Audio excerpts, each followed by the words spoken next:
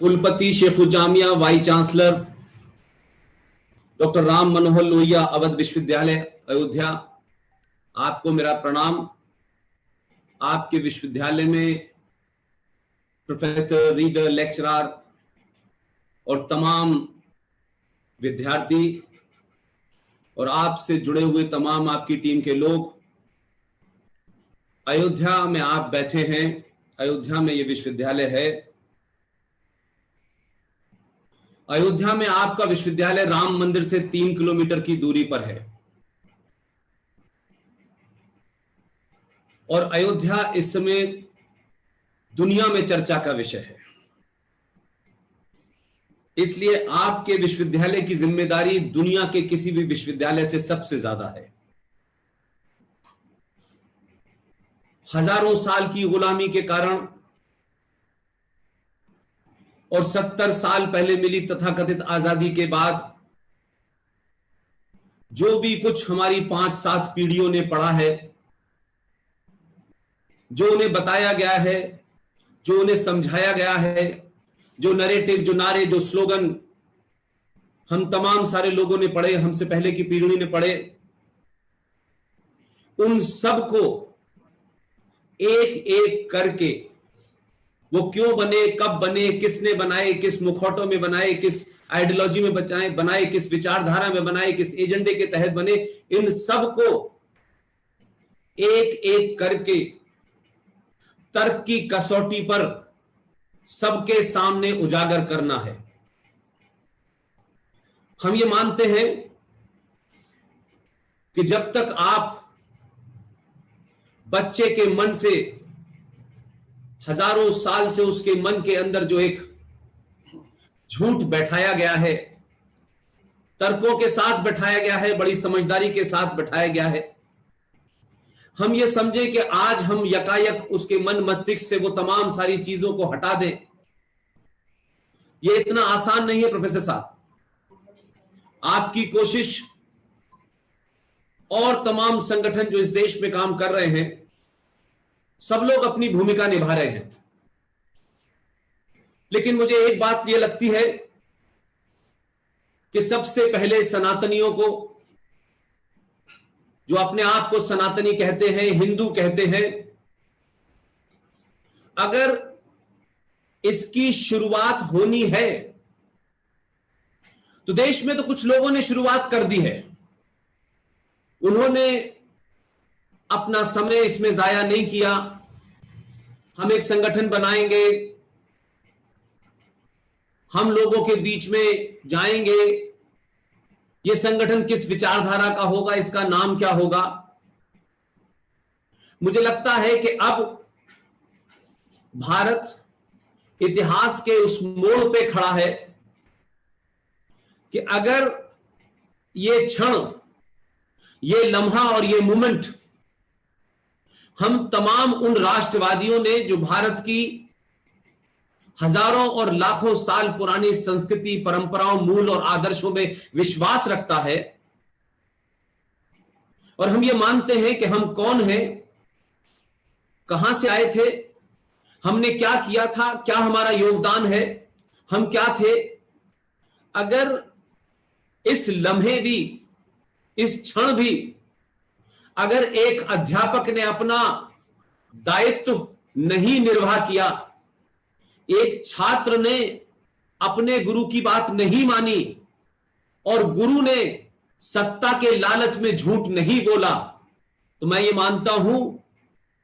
कि अगर ये लम्हा निकल गया तो हम,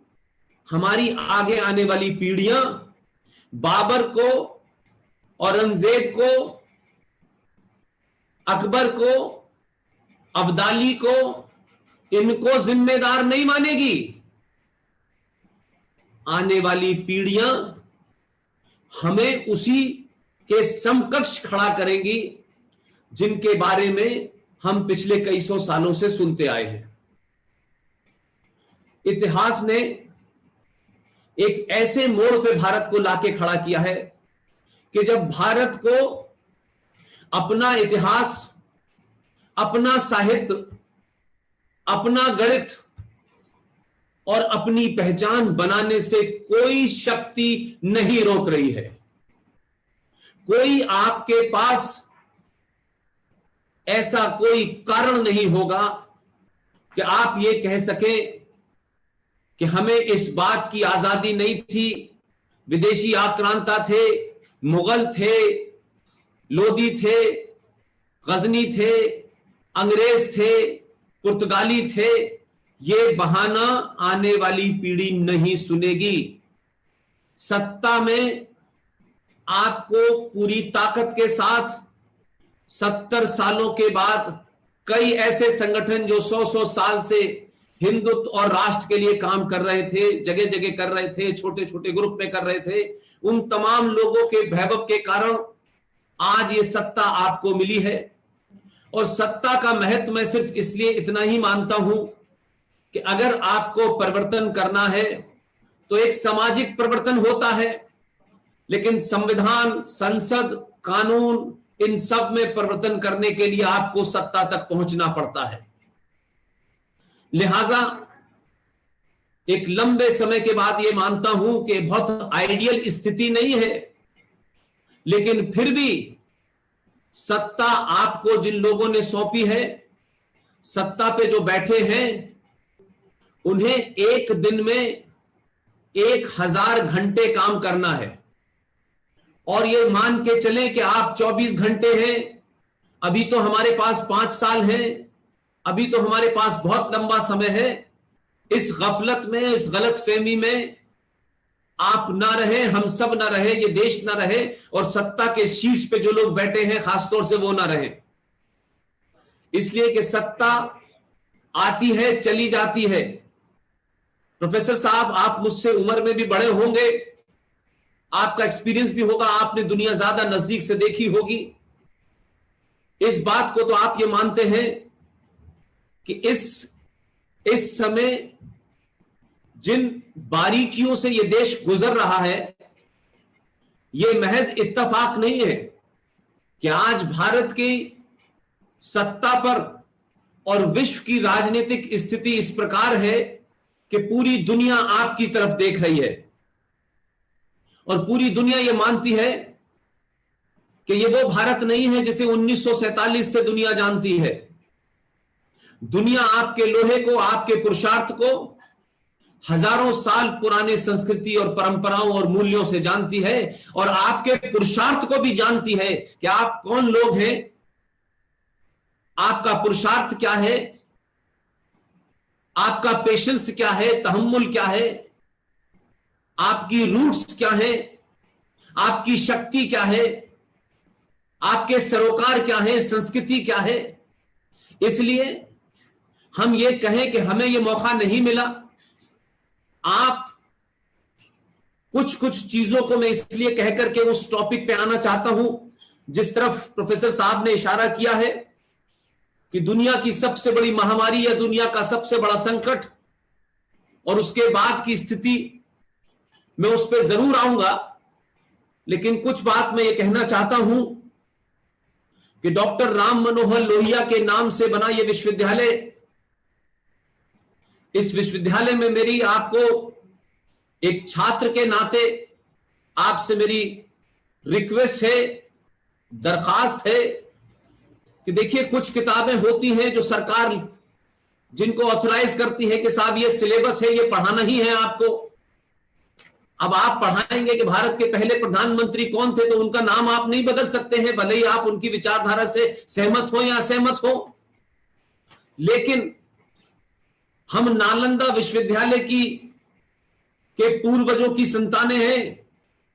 जहां ज्ञान को लेकर के वाद को, विवाद को, किसके फेवर में है, किसके फेवर में नहीं है, लेकिन जहां शास्त्रार्थ होता था, जहां तर्कों पे रेफरेंस के साथ बात होती थी, और बात किसी की भी सही हो, उसकी जाति क्या है, उसकी बैकग्राउंड क्या है, वो कमजोर है, वो गरीब है, वो क्या है, इस पे महत्व नहीं होता था, उसका तर्क कितना महत्वपूर्ण है, ये महत्व होता था।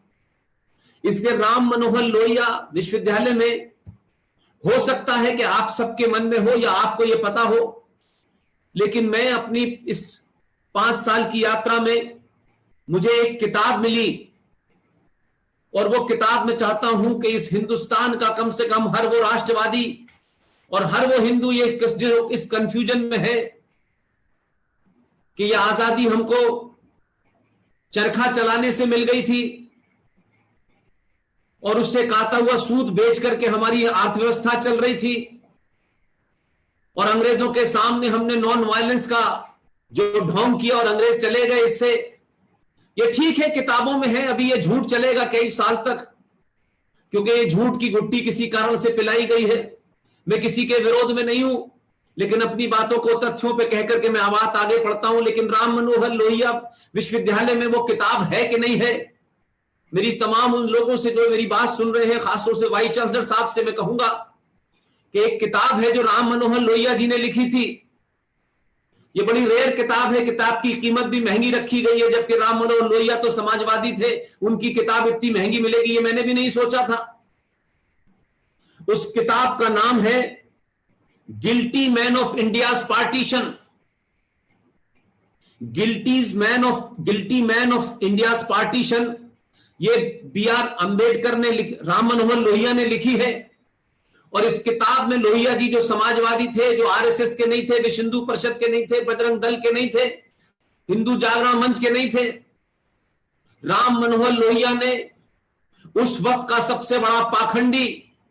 मक्कार, मुनाफिक, जिन्हा से ज्यादा खतरनाक, भारत का पहला तथाकथित जाहिल,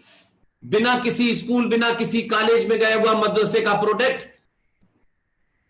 एक मक्का में पैदा होने वाला आदमी जिसे आप मौलाना अबुल कलाम के नाम से जानते हैं, उस शख्स की धज्जियां उड़ा दी कि यह शख्स कितना बड़ा मक्कार था।